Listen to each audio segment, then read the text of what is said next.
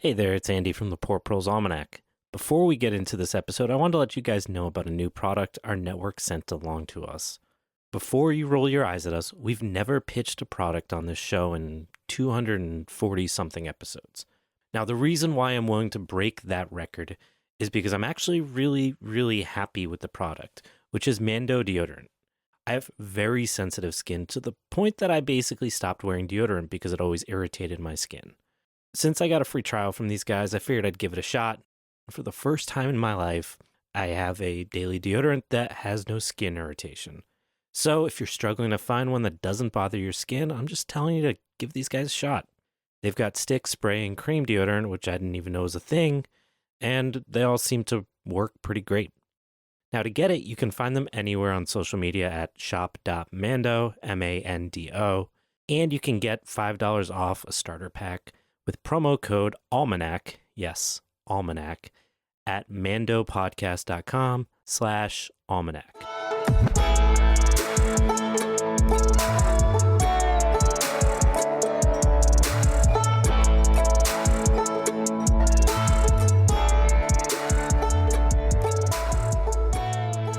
Welcome back. This is the Poor Proles Almanac. Today we're doing something a little different. We've got Dom with us. Tried to get our buddy Elliott, no luck. But yeah, we're gonna, instead of doing the normal thing where we deep dive into some random thing that I find interesting and drag these two along with me, we actually opened up the forum on Discord and said, hey, give us your best questions. And we got a lot of questions. Some of them were good. So we're gonna no, they were all fantastic, but some of them were definitely beyond the scope of what we could cover. More fantastic than others. There you go. Look at this politician. Matt is ready to go. Mm-hmm. So we're going to do that, talk about some of that good stuff. Dom's going to drop a little exciting sequel to an episode coming in a couple weeks. No pressure, Dom. You may have noticed a lovely commercial for deodorant before this. Go buy it. It is good, I guess. It is good. It is good. That's not a very good job of selling it. But you guys buying it also helps support us. So as you may know, all the money we get from advertising goes towards specific projects, again, that we talk about on Discord. So if you care about the work we're doing in terms of like, we talk about it, but then we got to go do it, and you want to fund the doing it part, but don't want to give us money because you don't have any money, that's where the advertising kind of comes in. Before we get into it, how are you guys doing? I'm full of corn chowder. Couldn't be better. Classic New Englander. Mm-hmm. I should respond with like, I'm eating a lot of corn and potatoes, like a classic Midwesterner. Just different strokes. There's actually some debate over how Midwestern is Chicago, and it's a solid one because it's like, yeah, we kind of got our own thing going with the Italian beef and the hot dogs. I thought it's sort of like a bullseye, like a negative bullseye around Chicago. 75 miles out here. Clean Midwest. It's like the black hole. Yeah. Yeah. It's got its own gravity. Yeah, and speaking of black holes and gravity, let's talk about ecological collapse, guys. Woo. Ooh, yeah, get fired up. Hell yeah, this is my favorite thing. I love it when that does the thing. When we siphon our energies and excitement into something really depressing. Yeah. Yep. First question we got is, what do you see the next 10 years looking like in terms of climate, earth, and politics, and or 20, 50 years? So who wants to take that first? Takers. I guess I'll start. No, Matt, if you want to start with the Nope. Nope. Okay. Yeah, I think it's gonna get rough. It's gonna get real rough. I think and you asked about politics, so I'll get into politics with the liberal establishment burying its head in the sand. And I do think the very reactionary right-wing current administration here in 2025 will see some difficulties going ahead. Just because they won the election doesn't mean that they're in it forever, as many King Trump, memes as we want to make. But it's going to be a fight in every which way, politically, on the streets. And yeah, as climate does its nasty thing, it's going to be hard to see how much of a reckoning the mainstream will have, if you guys know what I'm getting at. I'm not trying to be innuendo. I'm just trying to be like, yeah, like will the normies wake up and be like, yeah, guys, this is a thing. Yeah. Well, I mean, like, that's the thing is, like, if you don't, your insurance company does. Yeah. Yeah, honestly, I've been telling people the moment Florida or like Florida insurance companies or whatever can no longer or like will not insure anymore, that's going to cause a rippling effect on the economy. It's just going to be a cascading series of events. I mean, it won't, I don't know for sure, obviously, but that's going to be a landmark event in the history of climate crisis that we are in right now. Yeah, I'm really looking forward to that. July 28th, 2028. I'm calling it right now. You're putting it on the next president? Was that when Miami is going to be uninsured? Yeah, I'm just calling that. It's going to have a pre-existing condition, as some might call it. Yes. Yeah, exactly. Oh man. That's fun.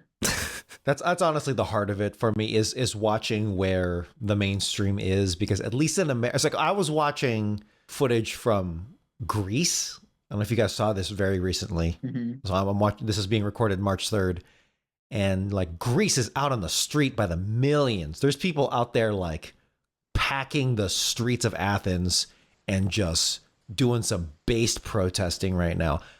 It's hard to see America doing that again after 2020 on that kind of a scale. We'll see. I am very jaded in that sense in a post 2020 world, and I say this as a kind of a normie myself in that regard. But it's going to be interesting to see where that goes, because that's where the winds will blow, is when where the mass of people are. Yeah. Yeah, I think the reality is what's going to happen, and I think you're kind of pointing at it, is climate collapse is going to accelerate political conditions, economic conditions, right? And I don't think the next 10 or 15, 20 years even will be to that point of like collapse. Right. What I do think is that the next 10 or 20 years is going to be very eye-opening for folks that may have been kind of on the fence about the severity of what's going on. Because I think, yeah, you've got the Trump supporters who just are in complete denial about what's happening. But I think there's a tacit realization for a lot of rural Americans that either hunt or grow food, that have some kind of connection to the landscape, that the places where they're hunting, the practices in which they hunted don't really apply anymore. And it's going to accelerate in the next decade or two very quickly. And what I imagine is going to happen is that you're going to have that moment, like you're talking about, like where Miami is no longer insurable. And I think Miami's a really interesting example because of the fact that it's what, like 5 feet below sea level or something insane. Mm-hmm. Honestly, New Orleans too. Yeah, there's a lot of cities. There's a reason why civilization has kind of always been embedded in these like lower landscapes, and that's, you know, a conversation for another time. Awesome to step off a boat onto land at the same level. It's so easy and fun. It's so What could go wrong? It's so awesome when they stay really close together. Yeah. So I think what we're going to see, though, to your point about like insurance issues, is that you're going to see a major event happen someplace like Miami. But the problem is the severity of these instances isn't going to be isolated into one place anymore, because climate change is going to be so severe where you're going to have flooding someplace like Miami while there's flooding maybe in Houston, and then there's a massive fire going off on the West Coast, while also there isn't enough water for crops in the Midwest. And what's going to happen is the government's just going to have to choose. Like, we cannot send resources everywhere. There's just physically not even enough manpower, like we saw with the LA fires this past winter, to address those material conditions of that ecological collapse, right? And what's going to happen is they're going to spend most of their energy in those centralized places where we need this to continue to exist as a society, whether that's food, protecting water, we think of California, I guess, as like an urban space, but it is a huge food producing region. So protecting those types of places and letting someplace like a Miami, which doesn't produce much for the general welfare of society as a nation, would be like kind of sacrificed, where it'll still get something, but it won't get what it needs to survive. And it'll just be a realization of, if that region survives this, we'll bring it back into the United States almost, right? Like almost like for those of us that are old enough to remember Katrina, how New Orleans was kind of abandoned basically for, a week. But imagine that happening over months, right? So months of someplace like Miami getting limited supplies to survive.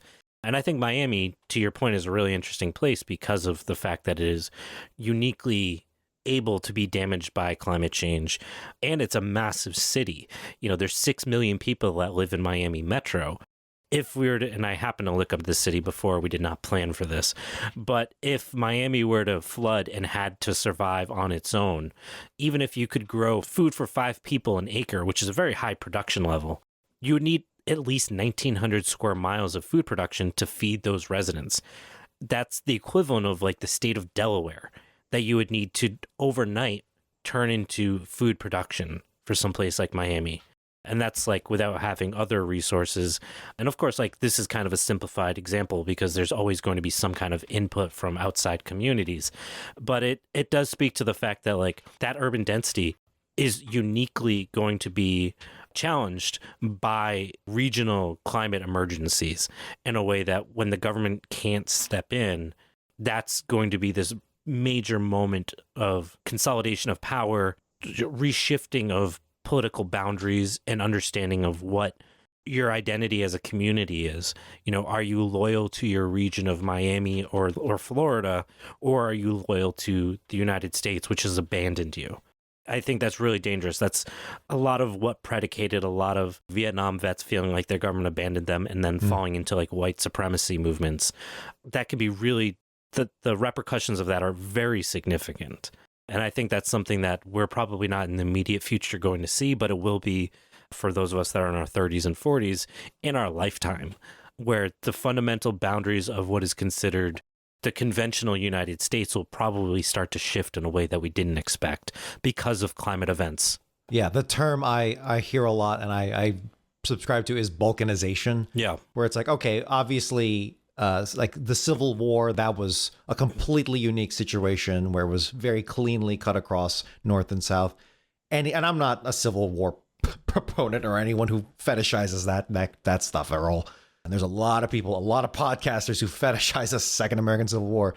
But balkanization, yeah, where it is regions are out for themselves, particularly based around the natural resources that they reside in. So I'm honestly anticipating the Great Lakes. I know Wisconsin, Illinois, Ohio, Michigan, etc., all the Midwestern states, they're like in terms of the red and blue Democrat Republican thing we have going now, that's the Midwest is a hodgepodge of different politics, but give it a few decades, maybe half a century. And I think they'll be coming together a lot closer once they realize that, oh yeah, the Great Lakes, they're great for a reason. let's protect this with everything we've got. So that's just one knockoff effect. But yeah, the term eco-fascism is such a hilarious term to me because it conjures up in my mind, the idea of like a tree-hugging hippie with like Hitler. And it's like, how does that work? But it's actually, have you done an episode on eco-fascists? We haven't yet. Okay. It's definitely on the to-do list. Sure. Which we'll talk about in a minute. But to the other side of that, so you've got this ecological thing happening, right? And then I think you'll see, like I said, that consolidation of power that's going to eventually happen. And we're already kind of seeing that now. And if we back up a little bit, like 4 years ago, we did an episode on kind of our predictions of the election with Biden and Trump the first time around. And my argument then was, I think Trump would be better to win a second election because I thought that if he didn't, it would be ugly. And January 6th did happen. And while the government wasn't overthrown, it did speak to the fact that like there was this very real murmuring of something else going on that was far more dangerous than typical Tea Party to QAnon, yada, yada, yada kind of thing, right? Fast forwarding to this last election, I didn't feel the same way about Trump winning over Biden and giving the left a chance to kind of reorganize and try to take over the Democratic Party because of the fact that Trump is so uniquely childish, I guess is the right word, that he would not let people go with the idea of like having not voted for him the last time. He was going to make them pay for it, right? There's like this really deep vindication that existed in his second term, and we're already living through that experience. I mean, speaking of like natural disasters, one of the places that I thought was like most striking was in his like inauguration address, the way that he talked about Western North Carolina and California. I mean, I think this is going to be one of the big features of disaster, like national disaster response in the coming decades, is that it's going to become more and more politicized based on the area. After the California fires, there was some talk of like, okay, you want federal aid, do like this, and this. Or this area of Western North Carolina was treated so horribly by the Democrat FEMA because of like, they're perceived as like, rednecks. And so I think that where these disasters, the like geographic political context in which these disasters are going to be happening is going to bear a lot more weight than in the past. I mean, I wasn't like studying Katrina when it happened, but it seems like it was a pretty like nationally unified, it wasn't like, oh, we're just gonna like, We're not just gonna let it sink. We're gonna try to save this thing. Is that what you're saying? yeah, It was kind of like the Boston Strong kind of thing, right? Right. And I think that these disasters are going to become a lot more like left versus right disasters. Yeah. I would agree. And like, to pick at that example of like Miami, while it is a part of Florida, there would be theoretically kind of some pushback against like the urban elite or some BS in an age where everything is political, and where if you look at like the wildfires in California, like the argument was it's because of the homeless population. They were setting the fires. All this kind of like delusional thinking about how even these types of events happen, I think speaks to like the disconnect of humanity from our ability to consume horrible events from happening and just empathizing, which would allow the government to step in or step back justifiably, because they can hide behind these conspiracy theories of why did this really happen? Was this a democratic ploy or whatever? And I think like to get more focused in present day, you're seeing that already with the election that just happened I think most Democrats agree that Trump won the election. I think there's definitely a few that think that it was rigged or whatever, but I think most people, for the most part, agree that like, yeah, Trump won. The Democrats ran a shitty campaign. He won. And even still, a lot of right wingers are arguing that like the Democrats tried to rig the election, or if they didn't try, that they're crying that it was rigged, creating these new conspiracy theories that don't even really need to exist. It's eternal victimhood that just drives them. It's this unique strain of just, I don't know if it's the culmination of Christian persecution complex, which is someone who grew up in a Catholic school for 12 years. I saw a lot of that. So it's so insane. Yeah, but I think the important part of it is keeping for the right, I think, is keeping that yarn going, that narrative alive. Mm-hmm. It feeds into their base, and it also feeds into the us versus them. And it also, I think, provides a framework for the midterm elections, because I think even if there are a lot of people, moderates, whatever, who are not happy with the way Trump has acted, I very much expect that the midterm, in the medium term, like these midterms will not go towards the Democrats, even though it's really hard to lose against what's happening right now. But I think there's going to be a lot of push. You're already seeing a lot of push from the Republicans to restrict access to things. And I think it's going to be a bit of a litmus test to see what the Republicans can get away with in that consolidation of power. There's been recently this talk of Trump running for a third term. And I think it is again, a bit of a test to see, can I say these things and what kind of turnout do we get and how much power can I consolidate before we get close to another actual election, and whether or not he's going to step down. And then there's this whole economic piece of it of where's the economy when that happens, and what can Trump walk away from and feel good about? Because that is really, he's a child. That's how he's going to make that definition of, can I step down, is, does everyone love me? Did I win? Right? And if the economy is not in a good place, he didn't win and he will not step down. Yep. Should we just make that the whole topic of this episode, or were there other questions? No.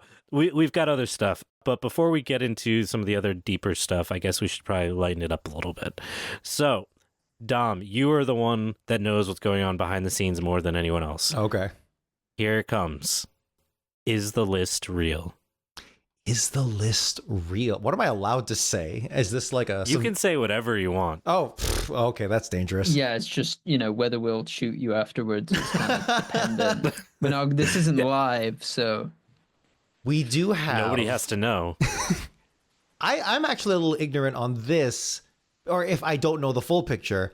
I have seen, yes, a list of topics in a spreadsheet, and it corresponds with a schedule, like a content schedule. So we have laid out our previous episodes and then future episodes. Hell. Now, I don't know if these two gentlemen have created a separate document. I haven't done a thorough dig of the... Nope. You got the main one. Okay. That's a list. I don't know if that's the list. Yeah, that's what I'm getting at. Like, I see a list of topics. So yes, there is a list, but the master list. How big is the list? Yeah. The list is... He just laughs. Is a scroll, for sure. It's several 100 feet long.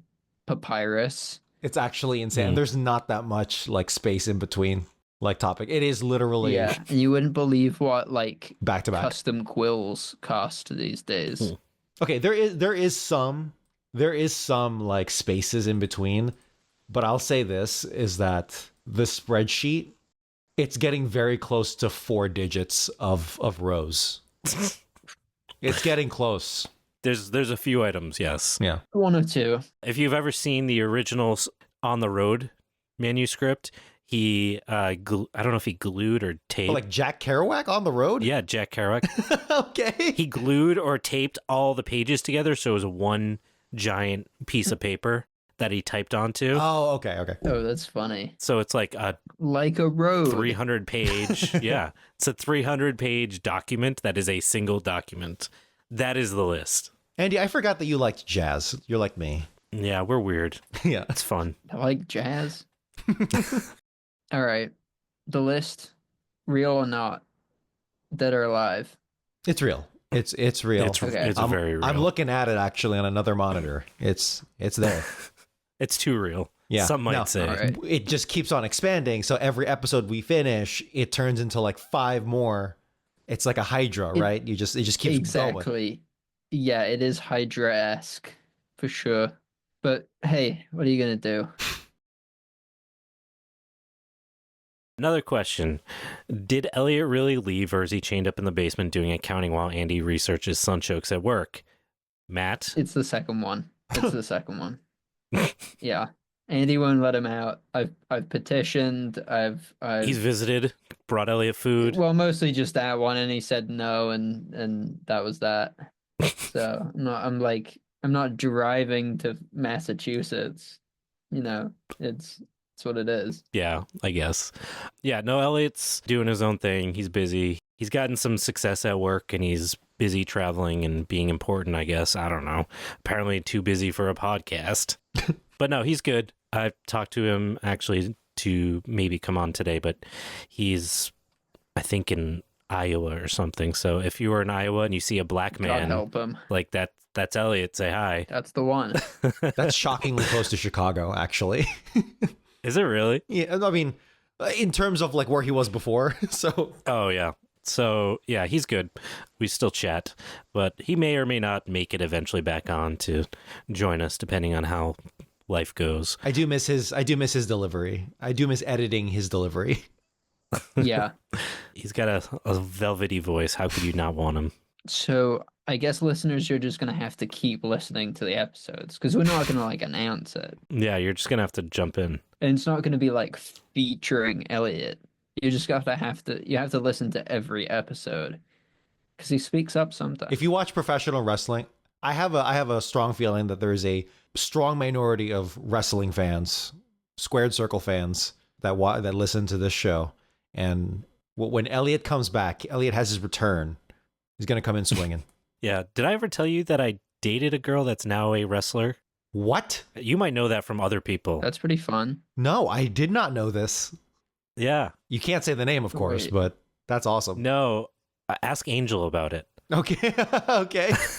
Because he was the one that was like, you know who? I was like, yeah, dude. I knew her in high school. All right. So anyways, yeah, that's off topic entirely. I think you'll just have to use my. Sorry, I think you'll just have to use my backup audio. My mic just cut out. Oh my God, Matt. It's a good thing Dom's know. here. Thank you, Dom. Yeah. And I can say it to your face this time. Yeah. You know. So what are your thoughts on genetically modifying native crops to make them more productive, nutritious, resilient? Don't need to necessarily be GMO. So just like breeding them? Yeah. What are your thoughts about working with changing native crops? Well, I mean, like. It's your terms, baby. You pick how you want to describe that. I've given you all I've got. All crops were native crops till somebody started moving them around and fucking with them. All crops matter. I guess. No, some of them don't. Some crops don't matter. You ever Dude hates rutabaga. Yeah. You ever tried to grow a Swede? Not worth it. They don't fucking matter. Dumb? I don't know. You got no other opinions on that? Thoughts on rutabagas? Swedes? Thoughts on Swedish people? I'm your Chicago street reporter, which is already pathetic because I'm not from Chicago. So to talk about genetically modified plants, I don't know. I just know that they were overblown in the past 10 years in terms of like the hazards, you know, the GMO panic. Yeah. It's mostly the masses of Roundup that they can pour on them. I feel like is the actual bad part. Mm-hmm. Yeah, I don't think there's any problem with modifying crops, even to an extent with a giant asterisk, GMOs. I think it offers us some really interesting opportunities. It's a technology that exists, so we need to like learn how to use it. It's not going away, and it can be done democratically. So there's like a bunch of, like I said, asterisks to working with GMOs. In terms of non-GMOs, you know, if we're talking like backyard improvements and stuff, I think that's awesome. I do think it needs to be done more horticulturally than agriculturally, which I think is like kind of an innate thing for humans to do, but also like for people to, I guess, understand what I mean by that. Yeah, can you define a little more like agriculturally versus horticulturally? Yeah, so what I mean by that is that horticulturally would be like within the context that they exist within versus like agriculturally where you're creating like artificial conditions for them, right? So like sticking a seed of lettuce in like a sandy opening in a forest isn't going to do much. You have to give it like specific conditions for it to do its thing. And that's fine. But if we're going to be working with native crops, I think it's more important to make sure that they can exist in the conditions where you live and not just creating a new crop that needs tons of compost and yada, yada, yada. So that's what I mean by like thinking of it more horticulturally than agriculturally. Okay, yeah, that makes sense. And I think you also touched on like a really important point of it, which is like the like closed technology problem is like how much of this can be done. Well, you called it democratically, like how much of it can be done outside like specialized or even like proprietary secret knowledge. You know, we think about like some technologies in the same way. It's like what technologies can like anyone operate like almost intuitively. I'm not talking like an iPhone, I'm talking like a stove versus like what do you need like specialized knowledge to do versus like what do you need like straight up like secret knowledge to do. I mean, like the prime example, right, is like the like nuclear power plant. Yeah, I think you have a point there that like GMOs are particularly siloed knowledge and siloed technology, and how do you make that accessible? And you know, if it's something that a handful of people have extreme intimate knowledge about, they have a lot of power. And what's the term I'm looking for? It's a financial term for when people Embezzlement? When inside investors know more than outside investors. Insider trading. It's similar to insider trading. It's what causes insider trading. Greed.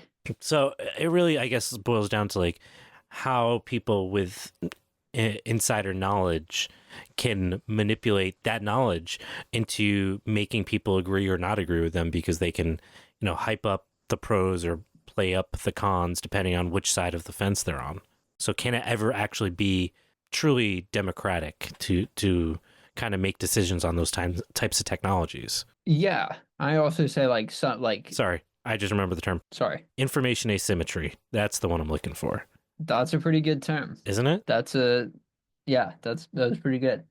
Um, I mean, like this is also like the difference between like the same plant breeding we've been doing for like 10,000 years versus I was just talking about this with someone about racehorses.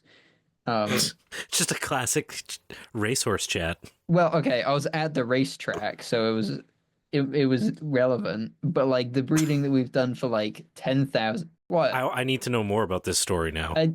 I can't pick horses for shit, but this hang on, let me finish what I'm saying. Is like the breeding that we've done for like 10,000 years, which is like, well, I don't know, maybe instinctual, like, you know, just like developing the putting the good ones together and not breeding the bad ones versus like the like intensive selective breeding we've been doing for like 500 years versus like CRISPR technology or like, you know, genome sequencing and like CRISPR technology. These are all like these progressively get a lot more closed. And so, you know, if you want to talk about like democratic GMOs, you really need like the, I don't know, quote, authority developing them to not be the structures that we have today. Yeah.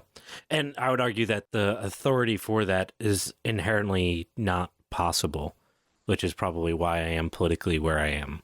Yeah. Okay. And so to answer your second question, yeah, I lost $2 Oh my on God. 2 races because my horse came last and then second to last. Was that the name of the horse or was that what happened?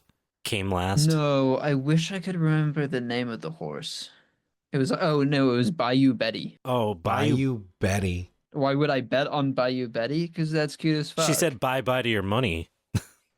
Yeah. Yeah. Anyway. So, are there any utopian visions of a future agriculture that's grounded in biogeochemical economic reality? Whew. This guy sounds like he goes to college. That's a mouthful. Fucking nerd. This person seems like No, they're just much more better at science than me. Is this like solarpunk? Do you guys know what solarpunk is? Yes. yeah. Okay. Yeah, that makes sense that you guys would know about it. I probably know the least about it, but I'm envisioning that. Oh, dumb. Yeah, I think that's probably accurate. Is solarpunk really that niche? Might be. Well, I guess we're also, I guess. In the shadow of cyberpunk, Yeah. which is the polar opposite, then yes. Yeah, Andy, can you translate this for us? So, do you have anything that you look at, I guess, for like a utopian vision of where a society could exist under like a real, like, I guess, like what we envision as like a healthier, better agriculture that maybe like this is what informs what I think the future should look like? I mean, I would call the like biogeochemical economic reality like also just like the like another word for that is like the political reality. Yeah, because it comes down to like workers' rights. Are you breaking monopolies, etc., stuff like that, to actually get to these ideal places for the healthiest possible biochemical approach to agriculture, which you gentlemen know way more about. But for a normie like me in this world, it's more like I still understand that there needs to be the will and the like attack vector. By that I mean like, okay, if you're trying to get workers' rights, what's your attack vector? Well, it's organizing. It's the fact that you have quote unquote own the streets as opposed to the CEOs and the board members and whatnot. And then you've got things like strikes in your, because I know a couple of rail yard workers who are in a union, and it's like, yeah, should we be wild? Back when Biden was the debate over whether we should strike or not we, but like they should strike over Biden, whether or not he approves of the strike. This was like 2-3 years ago, if you remember that. That's like, yeah, are we wildcat striking or not? Mm-hmm. That obviously did not come to fruition, but even for something as esoteric as that, not esoteric, for you guys and for this audience, obviously, you guys, again, you all know more than me, but even for something that is not as mainstream as biochemistry, right? For for the layperson, I think there's still that connection of, yeah, how do we actually make it happen? Well, we still have systems to make it happen for now, like voting, like education, like outreach. So there's a lot of work to do there, which I think this podcast does well. Yeah. Matt's like, yeah, me, I'm great. I would listen to me. I would listen to the fuck out of me. What movie is that from? Oh, is it Silence of the Lambs? Anyway. I love that movie, but I don't remember that. That utopian vision. Yeah, yes, that is a utopian. Fava beans as far as the cannibal's eye can see. Yeah. I mean, this is like sort of what I was talking about earlier, where it's like just the political. Like you could look at like a strictly like utopian vision, like the Dispossessed by Ursula K. Le Guin, which is the name that I know off the top of my head and didn't have to look up, by the way. And I mean, okay, there's an argument to be made for it's not like a strictly utopian, but like it's like there's like quite a detailed description of like what the agriculture is to like feed these people. And like it's not for profit, it's not for enclosure. These are like work parties like trying to stave off a global famine. And like while that sucks and is like not it's not utopian in the way that we might think of a utopian vision, they're not working for profit or enclosure. They're like working strictly for their mutual survival. Yeah, if you read between the lines, it shows you the infrastructure for a more utopian society based in agriculture. Right. So I don't know if that's what our That's what you got? listener was trying to get at, but that's what I want to get at. Yeah, I like that. That's where I want to steer the conversation. I don't know of any books from it or movies or whatever from like a utopian standpoint that kind of showcase what I think a future could look like and our finite possibilities from this point moving forward. I will say, and I'm going to plug myself here, that I do try to carve some of that out in the book that'll be coming out this summer. So plug. Oh yeah. Matt's excited. I'm very excited. He bugs me about it all the time. Mm-hmm. Jesse's on a plane, I think, right now, editing that. So she's not listening to this, but she should be. No, she shouldn't be. She should be editing. Like clack away, Jesse. Yeah. Don't be listening to this. Be working. But yeah, I think there's a lot of opportunity. And if people do know books that kind of dip into this, we don't have a whole lot of utopia, a lot of dystopia. And I find a lot of utopia tends to be focused on like human interaction versus like human interaction with a landscape or within kind of the nuts and bolts of what that society infrastructure looks like with the landscape versus kind of like abstract, like broad stroke stuff. So if someone has good suggestions, I think we'd love to hear them. I think Margaret Killjoy does do a bit of that in some of her books. I'm not going to be able to name the name of it. There's one where a writer goes to the mountains. I'm sorry, Margaret. I should know this off the top of my head. But that one's really good and kind of does some of that. So I think that would be a place to start. And I will make sure I find out the name of that and plug it in the show notes before this episode comes out so I don't look like an idiot. I will also just take the opportunity to plug, like speaking, like not necessarily like quite as like land-based like agriculture as much as like we talk, but the podcast Marooned on Mars with Matt and Hillary, they do basically like a Kim Stanley Robinson, who's like a sci-fi author who like is interested in lots of the topics that we're also interested in. They do basically like a read-along podcast, and it's pretty sick, so check it out, listeners. Cool. Okay, this one's, I guess, a kind of, not a softball, but I think a shorter question to answer. What crops in the Northeast are some of the best targets for improvement, Matt? Me. Yeah. Andy. What do you think? You know, I think the cigarette tree and the buzzing of the bees and the big rock candy. I don't know. I mean, we've talked about some great ones this season. I guess it's not really like a crop improvement. I want to see more beer made out of maple syrup, but that's just me. That's not really a crop improvement. That's just Maple syrup. I mean, it's a thing. It's just not. I don't really know why it's not more of a thing. Yeah, I could think it's because maple syrup is so expensive. Yeah, but you could cut out some of the boiling. Hey, Andy, Hey, what? I got a question for you. Yeah. What are some of the crops that have the most native crops that have some of the most what you just said? Best targets for improvement? That? Yeah. So I think we've covered, like you said, a lot. There's two we're going to be covering in the next couple months. So I guess I'm going to plug them now, is groundnuts and sunchokes. And I think those Oh yeah. are really potentials, very big potentials for having like material parts of the American diet. And I think we should definitely be spending some time focusing on those. And we're not starting a pyramid scheme about it either. No, not yet, at least. But you can subscribe to our Substack and find out more. And that's where we will be launching the pyramid scheme. No, we're gonna do a groundnut meme coin. Perfect. I can't wait to, yeah, a groundnut rug pull we make off with a cool $100. I mean, we really should do the sunchoke rug pull. I mean, it's like the American Farm Systems 2.0. Yeah. I mean, maybe we should just call it, yeah, the sunchoke coin.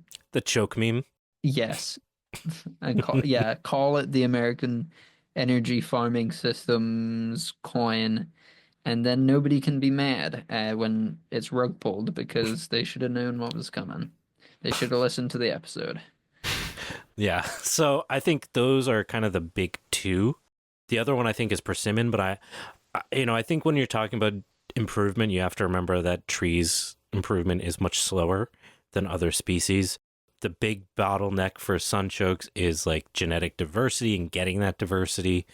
Groundnuts, I think probably, if you said one, it's groundnuts. Two is probably sunchokes. Three is persimmons. And then fourth, my number four would be like sunflowers. I think they're really underappreciated and have a lot of potential. And then my other one I would add to that is probably cattails, because given what we were talking about in terms of like climate change, climate collapse, and like changing boundaries and limited land access as things become more extreme, cattails can grow places that people don't generally defend because humans tend to not really care about wetlands. So they're not going to protect them the way they're going to protect like their perfectly arable land for regular production. So I think that's some place where you could actually create like meaningful caloric production, someplace that's like local and accessible. And to your point, Matt, you can actually create some pretty interesting sugars with the rhizomes. So you could make cattail beer. Think about it. You're saying, I mean, cattail shine. Both. Could be fun. You're saying that the government fears the intertidal cattail farmer. Yes, that's what I'm saying. That is Trump's number one threat right now. That's what he's perceiving. Yeah, I think that's a pretty good sticker. I mean, you guys have seen the government fears the indoor eel farmer. That is me. Have you guys? You said the government fears what? The indoor eel farmer? No, the have you intertidal. Oh, the intertidal cattail farmer. Yes, that probably will be actually the next sticker. Have you guys seen that guy that grows eels in his like sub basement? Yes, I share him I'm pretty sure I shared him with you guys like once a month for like 6 months at one point. Yeah. God, that's a lot. Dom to doesn't live read up to. anything I send him. Dude, honestly, it's more of a. I can't keep up with all the shit you say, and I have to edit down. Let alone read all the stuff on your Substack, dude. No, I send them to you directly for your consumption. No, that's right. I send them by email. By postmail. By carrier pigeon. SD cards with video memes on them. Jesus Christ. Next question. We're getting close to an hour, so we probably won't do the rest of them, but come on, let's rapid fire at least two more. Well, I don't think there's any really short ones. That's the problem. No, not for this podcast. No way. No. So one question is, what relationships do you see between agroecologies and the production of non-edible materials? Not just wood and fiber, but metal, stone, and practices. I don't know what practices is, but I'm assuming it's metals, like the practices related to those. I don't know. We'll just go with the rest of it though, like metal and stone, like, inorganic materials. It's called that. Now, how do we put frameworks for food towards other necessary materials? Well, do you mind if I start this one? Yeah, I never want to start them.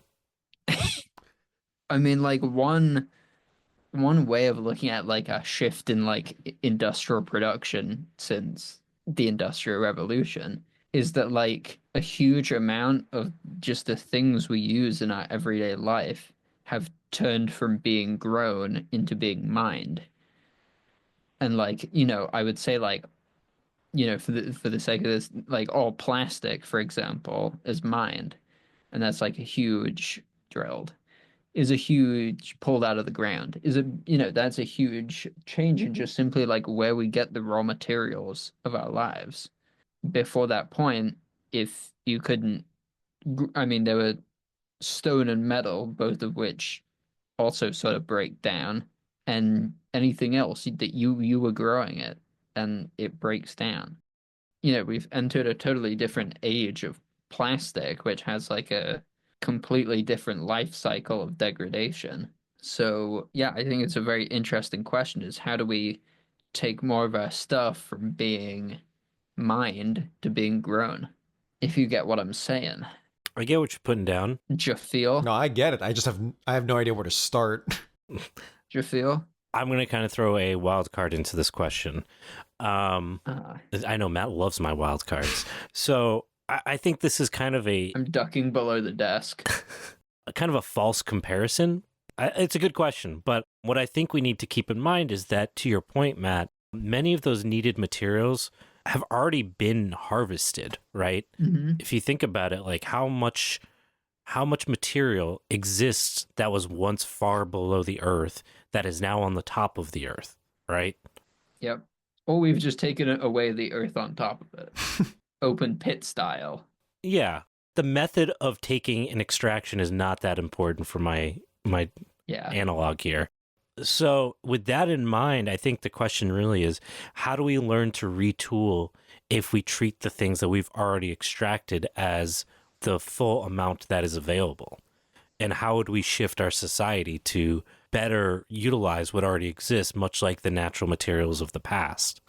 So I think if we think about it from that perspective, we have a different relationship. I'm thinking of like a countertop. Like every suburban house has a countertop and maybe 30% of them are stone. If we were to treat it as though those were the only stone countertops that existed in our region, how would we treat renovations of homes differently? While the wood could be easily repurposed or replaced or whatever, those more difficult materials, we would probably treat them much differently and less wastefully because they're not as accessible where we live, or they're finite for that matter in this kind of metaphorical example. Mm-hmm. And to your point, how do we then shift to needing them less while utilizing what exists and treating it again kind of like how you might treat a rare plant or rare species in that ecosystem? Something that like came to mind when you were talking about that, it's like you watched Wartime Farm. Yeah. And like my boy Alex, I'm sure a handful of our listeners will have watched the historical farming series. But like in that, remember that they needed like a mole subsoiler, and then they like pulled a piece of like Victorian farm machinery out of like a hedgerow and like just like took pieces of it to the blacksmith. I think and like that, that was a viable way of like recycling at that point. I think something that we're like gonna have to contend with is a lot of the like I don't know if primary production's the right word for like the new production that we have in this historical moment like doesn't have nearly the same potential for recycling as some of the things being produced at an earlier point in time. I'm thinking like specifically like a piece of just like straight up like an iron cartwheel, which is what they were using, is a lot easier to recycle than like molded plastic, like injection molded plastic. Yeah, no, you're right. There's the realization that the materials that we have today are not particularly functional or multifunctional, I guess is the right term, in a way that other generations had. And in terms of the plastic itself, you've got kind of this multifaceted piece of plastic existing and not going away, even if we stop producing it. There's two sides to that. Is how do we best store it in a way that is not destructive for the environment, or destructive for ourselves? And how do we make it a useful thing that is not just going to sit on like the dead zone that is the landfill that has the plastic, the way we treat like uranium rods? Like that is not the goal either. And the reality is that, you know, the ecosystem around us will probably eventually, and I think we're already starting to see it, develop ways to break down plastic that are not, I guess, bad for the environment. So like microbes that are starting to digest styrofoam and stuff like that, where we're at this very early stage of basically creating new life that exists to clean up our mess, which is like really impressive and also really fucking depressing. Yeah. But that comes with its own hosts of like, what kind of responsibilities do we have if we create life that deals with this plastic and then it eats all the plastic? Do we let it like die off in mass, or do we have a responsibility to continue like producing plastic at some level, which is like also really fucking depressing. Yeah. So let me fold this in maybe to another question that we got, which I think is a really interesting one, which is, do you have any experience with edible insects / insect farming content future episodes? So they're like, okay, let me be completely honest. I was watching it Instagram Reels. You weren't reading quote about it? I wasn't reading, but it was mealworms eating styrofoam, and that these mealworms were from species of like wax moth, whose larva naturally, has the ability to break down these like long chain polymers that exist in the wax. And so they're developing these, I don't know, I guess breeding them to break down styrofoam more efficiently, and then they can be used to feed pigs or chickens or humans. That was the context I was thinking about when you were talking about living things breaking down the plastic. I mean, no, I don't think we have like a responsibility to keep producing plastic to feed these things. Like the things that they eat other things that including plastic. I mean, yeah. I'm just being a little facetious about the fact that like if you create something like, if chickens could live off of farms like en masse and we stopped eating chickens, do we have a moral responsibility to like, we've created these things to not let them just like suffer horrible fates and like basically mass die off? You don't want them to become the next pigeons. Maybe I do. I mean, they kind of are in places like Florida. And my answer to that is we keep the pretty ones. Yeah. Survival of the sexiest. Yeah, not a very good answer, but it is the one. I feel we should keep the chickens that kind of look with the like pretty boys. Hey, shout out to the furries in the PPA community. We see you, we hear you, we recognize you. Dom's got you. Do we have a big do we have a big overlap with the furry community? I don't know. I have no idea. Dom? I host a Sonic the Hedgehog podcast, so the overlap is already in this room. Interesting. Good for you, Dom. Thank you. All right, last question. I'm not a furry, by the way. I'm not a furry. I just like Sonic the The Hedgehog. overlap is in the room. I wasn't gonna judge you. we would never judge you, Dom. All right, last question I think we have, or at least I will be able to answer today because we're already at an hour. The last thing I was going to say about the insects is, I'd love if The insectsies, you mean? Yeah, I was going to say, I'd love if let me revise that. I'd love if Andy does some research on like what's the like Jadam equivalent to growing edible bugs that you eat or like feed your livestock. Jadung beetle. Like I don't want like big like bioreactor vats. I want like clay pots and shit. It'd probably be like black soldier fly larvae or something. Yeah, but just like what's the like low impact, like not the like unindustrial. What's the like traditional? Have you ever seen the old school black soldier larvae buckets where they just throw like dead chickens in them and they like break them down in a couple days? That could be us, Matt. But you playing? It could be vermicomposting. Yeah. Yeah. All right. So last question. What are the biggest opportunities for the left in terms of small scale community organizing? That's a good question. Depends on where you live. This one I can actually kind of answer is that it really depends on where you live. And then like, so physically your space, and then also you as a person. Sorry, was the question more like what they can do, or I guess it's implied, right? Is what how they can? So Yeah. I think it's along the lines of how do we build community around this idea of like agroecology within the places that we live? Like, how do we get people to connect and care about this shit? Step one is have the community first and foremost.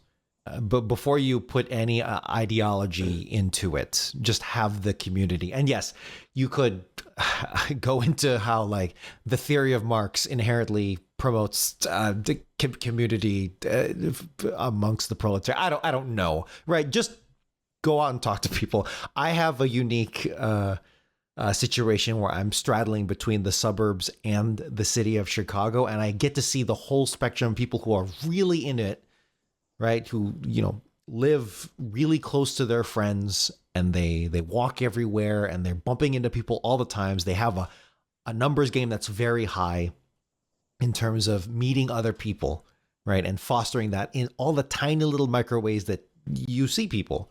And then there's the suburbs where it's just inherently very, I'm a suburban hater as someone who has lived their life there a lot, overwhelming majority of their life. But it's harder. It's harder. Now, where you put agroecology into that's like, have you guys done episodes? I've already lost track. Have you guys done episodes on like city-based, I don't even think like community gardens, right? Mm-hmm. More urbanized approach to it. Yeah, I feel like we've talked about it in various. I thought so. Yeah, that's my point of view. For maybe the audience of this podcast, they may not live in those dense spaces. I'm sure we have a wide gambit of listeners, but I'm imagining that they own more maybe small farms, smaller, independent, local, hopefully. Man, I don't think our listeners own shit. that's one way to say it. One way to look at it, but I don't know. It's such a personal thing. I can vaguely answer the community part. As for the agroecology part, that's for you gentlemen. I just know that you need to have the community first, right? Get what the classic thing of know all of the names of your neighbors, right? Can you rely on each other? Blah, blah, blah. The very kid stuff, very, very basic stuff, but it's still so hard, especially if you live in a suburban area or you're super introverted and, like fellow millennials that we are, we have a shit ton of trauma that makes it very hard for us to talk to people. But if you can at least work on that, that's half the equation right there for at least that question. Matt, you just got called a millennial. How's that feel? Welcome. Fucking rough. Jesus Christ. Let me go to my goddamn Tamagotchi and chiropractor, coffee shop. No, okay. What I was gonna say is it is extremely important for the left to break the urban-rural divide. I think that is one of the largest. I mean, it's one of the largest driving factors in like our political stance, material conditions, maybe. And we do that by destroying the suburbs. And we do that, yeah. Only have skyscrapers and farms. That's all we need. Oh, yes. Yeah, from both sides.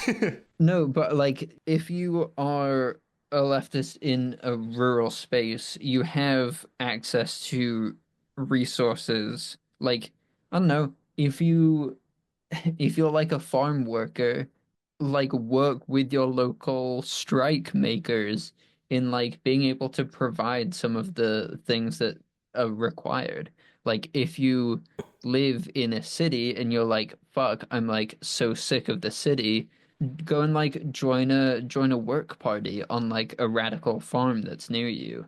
I guarantee like they need the help. Or they could use the labor. I mean, that's like the whole reason that we like have a sickle and hammer, right? Is like the joint struggle of the country and the town, the field and the city. I think being able to break down the urban-rural left-right divide is going to be one of the most important organizing challenges of this decade. I mean, it wasn't that long ago the country rural spaces were split relatively evenly left and right. And hell, we need to bring back that energy. Yeah, I would agree with that. And Dom, talk to the Democratic Farmers Alliance and what are Yeah, that's actually the what are only. those Minnesota? It's the only Minnesota, sorry, local Democratic Party, statewide, that isn't just Democratic. It is the Democratic Farmers Alliance in Minnesota, which is this with like the Farmer Labor Party as well, all that stuff. There's a strong community there in Minnesota. The one good thing to come out of the Harris campaign in 2024 was Tim Walz, and who I'm sure has his own bag of issues. But in terms of, that blue dog, personable old man energy, but very, like fun, approachable old man energy. Yeah. As opposed to racist uncle energy, then it's good. It's good in that sense. And I think but not I think, but rather it's so crazy how we're looping back to the first question. And it's like, man, with climate change though, are we gonna be able to break down that divide? Maybe we can. Maybe it's an opportunity born out of great hardship, kind of like the American Great Migration for African Americans, where it's like, okay, economic hardship down here in the South, we can't stand it. Let's all go up north and make it do something out of ourselves. Maybe we'll have the ripple effect, the opposite. Maybe people will leave the cities. Maybe people will just want to run their farms, get into farming in the first time. I don't know. That's where people like Matt come in. Well, I mean, I think the like real is like, how do you stop the next flow of back to the landers becoming reactionaries? And how do you keep them from being white supremacists? Well, exactly. And there's like a material, like as we've talked about, like there are material conditions that like kind of dedicate that. How do we like throw a wrench in the works? Well, so I meant to say the Minnesota Democratic Farmer Labor Party. Oh yeah, baby. There you go. All the dashes. Not the DFA, the Dairy Farmers of America. Completely different. Totally. So I think you guys have both gotten to important points, but I do think that there's a lot of opportunity in the suburbs. So maybe we need to throw like a McDonald's M in that hammer and sickle just to capture the suburban populace, which makes up a third of the population here in the United States. A 4-lane road underneath the hammer and sickle. There we go. we really have amongst the three of us, we have the inverted bell curve where it's like, all right, we've got the rural folks, and then we've got, at least for me, someone who wants to live in the city, because I do love my Chicago. But Chicago. Yeah, what do we do with the suburbs? What the hell do we do with the suburbs? Listener? So I got you. Ready? Okay. Andy, what do we do with the suburbs? We get some matches, get some gasoline. No, I'm just kidding. Oh my God. Okay, hold on. so I do think there's actually some really interesting opportunities, because the reason why, and I'm not talking about like dense suburbs, but like kind of conventional half-acre houses. Yes. Yeah. Not the mega suburbs that are being built in many parts of the country, but more of those older traditional suburban areas where there's a little bit of breathing room, so to speak. I mean, are you talking like first ring suburb? When you say breathing room, like geographic, like land? Or do you mean like... Yes, like land-wise. So you're not talking like Roseanne, the TV show, like exurbs. You're not talking that. No, okay, I think those can be... Well, let me get there. So sure. Yeah, let me give you some of my thoughts on this. Sure. So I've talked about this idea of like making the church of nature, right? One of the things we can really do that could help build community, and to Dom's point of not centering politics, is getting people to care about their communities and the historical context of those communities. So for where I am, and I've talked about this before on the show for many times, is an idea of like a community syrup boil for like maple syrup for people that live in the north, where you've got in many suburbs big maple trees on the streets, on people's front yards, backyards, where it doesn't cost them anything really, except for maybe a little whatever the buy-in to do the boil is. They just have to donate the sap from their trees. It gives people an opportunity to contribute and have an excuse, which I think is really important, to talk to people around them. Because a lot of times it's like, yeah, I would like to know my neighbors, but what am I going to say?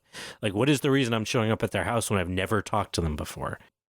How do I initiate that? Can I boil your syrup? Yeah.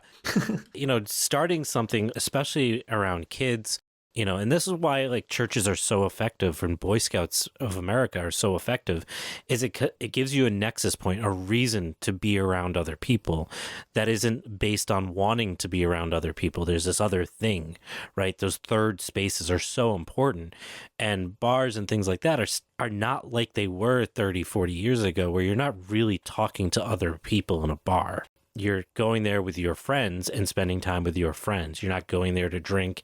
And also, hey, the guy who lives down the street is there. He's a Red Sox fan. That doesn't happen anymore. So I think these suburban spaces can offer a way to do that with, I gave the maple syrup example, but it doesn't have to necessarily just be that. It could be invasive species cleanup in a neighborhood. Mm-hmm. I think collaborating with local breweries could be a really interesting opportunity to say, hey, we're going to clear out as much Japanese knotweed as we can. We're going to dig out the roots. There's going to be 1,000 pounds of roots. Can you use this as an ingredient in a beer? It gets recognition of the product that you're pulling out of the landscape. It makes people want to harvest more of it if the beer does well. It gives the brewery an opportunity to talk about what you're doing and why you're doing it. It gets people that would care about their community, that are invested in craft beer, whatever. They think that's important for their identity of where they live, to suddenly care about something beyond that consumerist component of it. Of, okay, yeah, I care about my brewery, but I care about the place that is producing the ingredients for my brewery. It's a really good point. That can be a really effective tool. And it doesn't have to just be beer. You could do things like plant extracts for mixed drinks, finding ways to make the landscape matter for how the community identifies, and rallying behind something that most people agree with or find interesting or fun, like a local brewery or a local restaurant or whatever. I think there's a lot more lax regulations around beer, oddly enough, compared to like food. So I think that's really kind of the nexus point, I think, for if people are trying to figure out a way to like get new people to give a shit about the landscape. They may not show up for that first harvest, but if you work with a brewery and they sell a ton of fucking knotweed beer or something, and then they say, hey, or you go to them and say, hey, that was fun. I'm going to do another one. Can you advertise that we're going to go harvest autumn olives so the seeds don't produce more in the neighborhood or whatever? You're going to get more interest in it. I think it's an opportunity to, again, create that sense of community, and then integrating why you're doing it with the cause itself, which isn't necessarily, the cause isn't to clear the landscape from any of those people. It's because they want to be involved in, hey, I provided 5 pounds of autumn olive for that beer, for that brewery that I love. But in that process, they understand and contextualize why that's important. So I think that's like one of the ways, or the way we need to be thinking about how do we engage with our community in a way that will be sustainable and meaningful and draw new people in that might not otherwise necessarily care, not because they don't want to care, but because they aren't aware of why they should care. They aren't aware of the care. Yes, we're going to make them aware of the care. We are the Care Bears, is what I'm saying. I think that's trademarked. Not until Dom grows a beard. Yeah. Oh, then it's never happening. Dom. I got the splotchiest facial hair possible. Be the care something else's then. Got that shiny skin. Get that youthful look. The youthful look. So I think that's all the questions we're going to have time for. We've gone well over an hour. Thank you all who... Hasn't felt like it, guys. It never does, man. Our hands. Thank you guys for the questions. As always, thank you for the support. A reminder, the ads are awful, but they do help us fund some of the stuff we're trying to do moving forward to get people to do the cool shit we talk about. If you want to support us, you can find us on Patreon and Substack. Anything else? Did I miss anything, guys? Hate the ads, love the advertisee. Nailed it. And think about cattails. Not the ones on your pets. Yep. Just to be clear. But you can eat those too. Dom, see us off. Give us a punch, a sting. A sting? Okay. No pressure. Vote farmer, labor, poor proles party. I'm starting a new political party here in Illinois. The FLPPP. The FLPPP. That totally sounds like a real political party that would absolutely be a thing. Done. Thank you guys. This has been fun. See you next week. Later.